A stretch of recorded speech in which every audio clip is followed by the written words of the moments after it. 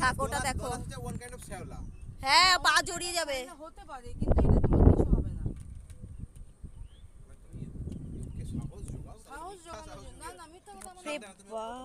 জল দেখো, থই থই, মানে জলটা বাড়ছে, জলটা যাচ্ছে ওদিকে।